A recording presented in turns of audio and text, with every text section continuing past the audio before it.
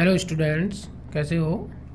आज हमारे पास 10th class का एक क्वेश्चन है मैथमेटिक्स सब्जेक्ट का।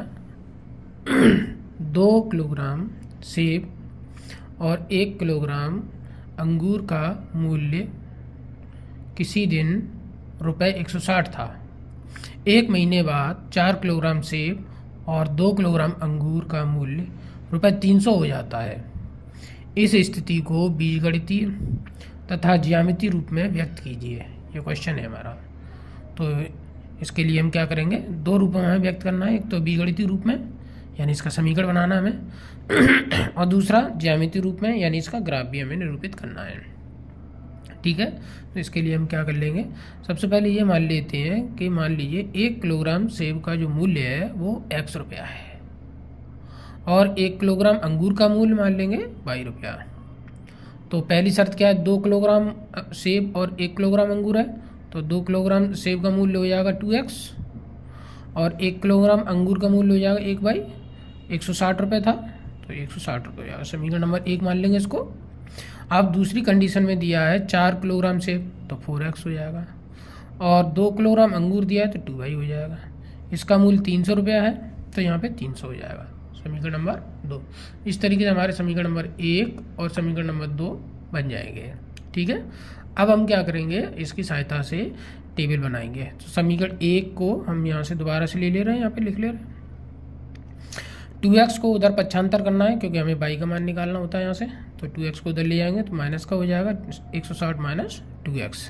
अब यहाँ पर एक सारणी तैयार कर लीजिए। वैसे तो हम यहाँ पे कम से कम 2 मान तो ले ही सकते हैं, 2 से आप ज़्यादा भी ले सकते हैं, 3 भी मान लिख सकते हैं, 4 भी लिख सकते हैं, तो 2 मान ही पर्याप्त होते हैं ग्राफ बनाने के लिए।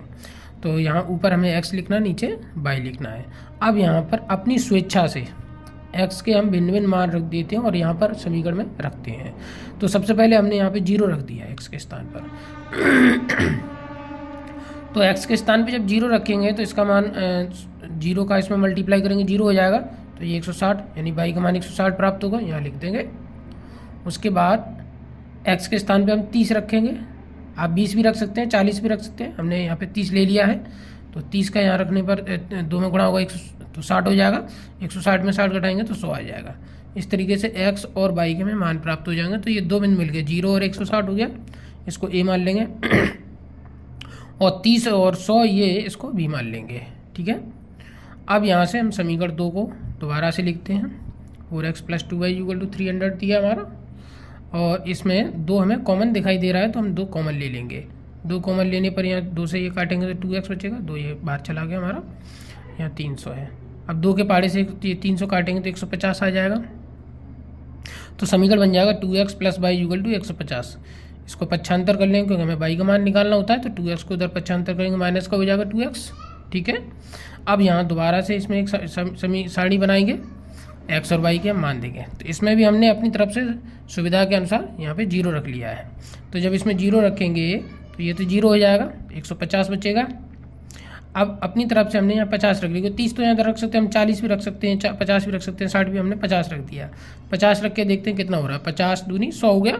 तो अब इसमें से घटाएंगे, 150 में से 100 घटा देंगे तो यहाँ पे 50 बचेगा y का मान। तो यहाँ से हमें 2 बिंदु प्राप्त हो जाएंगे, 0 पर 150 इसको c लिख लेंगे और 50 पर 50 ये d। इस तरीके से हमें 2 बिंदु यहाँ से प्राप्त हो गए a और b, और 2 बिंदु c और d यहाँ से प्राप्त हो गए। अब हम इसकी सहायता से क्या करेंगे, ग्राफ तैयार करेंगे। तो हमने क्या किया है, सबसे पहले यहाँ पर एक ग्राफ तैयार कर लिया, x अक्ष है और ये y अक्ष हो जाएगा हमारा। ठीक है, इस पर हमने, अगर हमारे पास ग्राफ पेपर है तो हम उस पर भी दिखा सकते हैं, ग्राफ पेपर नहीं है तो हम इस कॉपी पे भी, नोट कॉपी पे दिखा सकते हैं। तो x अक्ष पर हम 10-10 के अंतर पे ले लेते हैं खाने, और y अक्ष पर भी 10-10 के अंतर पे 160 या 70 तक दिखा देंगे। अब देखिए, पहला बिंदु हमारा जो दिया हुआ था वो बिंदु था हमारा 0 पर 160 और 30 पर 100, ये दिया हुआ है ना। तो हम इसके लिए क्या करेंगे, यहाँ पे 0 तो x का मान 0 ये होगा, और 30 0 पर हमारा है 160 हमको यहाँ मिल जाएगा। तो ये हमने पहला बिंदु a दिखा दिया, इसमें 0 पर 160 हो गया। ठीक है, और दूसरा बिंदु हमारा जो दिया है वो है b पर 30 पर 100 दिया है। तो यहाँ पर हमने देखिए, इसमें 30 जो लिखा है, 10, 20 और 30, 30 पर हम जो है 100 देखेंगे कहाँ आ रहा है, तो 30 पर 100 हमने इंगित किया तो ये आ रहा है 100 इसके सामने आ रहा है ये।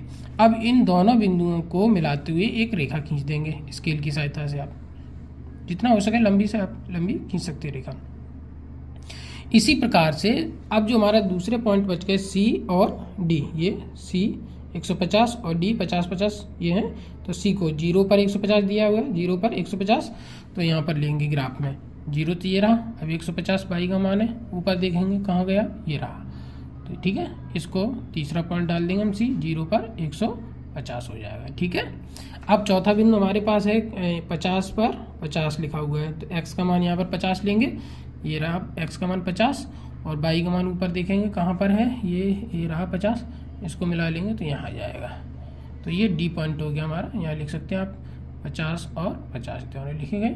अब स्केल की सहायता से इन दोनों बिंदुओं को भी हम मिला देंगे, यहाँ पे स्केल रखिए और 150 और ये हमारा कितना है, ये भी हमारा 50-50 है, तो इन दोनों को स्केल की सहायता से हम मिला देंगे और एक रेखा खींच लेंगे, तो ये हमारा ग्राफीय निरूपण या ज्यामितीय रूप इसमें व्यक्त हो जाता है। तो इस तरीके से किसी भी समीकरण को जो दिया गया है हम उसको बीजगणितीय विधि से और ज्यामितीय विधि से व्यक्त कर सकते हैं। तो आज का वीडियो आपको समझ में आया, थैंक यू।